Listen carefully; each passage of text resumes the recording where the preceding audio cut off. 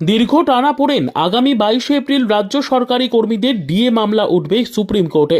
তার আগে সামনে এক পশ্চিমবঙ্গের রাজ্য সরকারি কর্মচারীদের মহার্ঘ ভাতা মামলার কজ লিস্ট প্রকাশিত হলো। কজ লিস্ট অনুযায়ী আগামী মঙ্গলবার বিচারপতি বিক্রম নাথ, বিচারপতি সঞ্জয় কারোল এবং বিচারপতি সন্দীপ মেহতার ডিভিশন বেঞ্চে ডিএ মামলাটি উঠবে।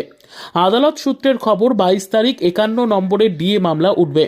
হাই অন বোর্ডে সেই মামলা উঠতে চলেছে। ডিএ মামলার সুপ্রিম শুনানি নিয়ে রাজ্য সরকারি কর্মচারীদের সংগঠন confederation of state government employees সাধারণ সম্পাদক মলয় মুখোপাধ্যায় বলেন, মঙ্গলবার 5 নম্বর কোর্টে 18 নম্বর থেকে মামলা রয়েছে। তিনি জানান, ডিএ মামলা রয়েছে 51 নম্বরে। 1 নম্বর থেকে 17 নম্বর মামলার উল্লেখ করা হয়নি। 18 নম্বর থেকে মামলা শুরু হয়েছে। হিসেব বলছে 34 নম্বরে ডিএ মামলা উঠতে পারে। মলয়বাবু বলেন, এর আগের শুনানিতেও বিচারপতি কারোলের বেঞ্চে মামলা উঠেছিল। এবারে মামলা হাই অন বোর্ডে রয়েছে। সরকারি কর্মচারী সংগঠনের নেতা বলেন, দুপুর 2টো থেকে বিচারপতি কারোল 10 নম্বর কোর্টে বসবেন। অর্থাৎ প্রথমার্ধে ডিএ মামলা উঠতে পারে শীর্ষ আদালতে।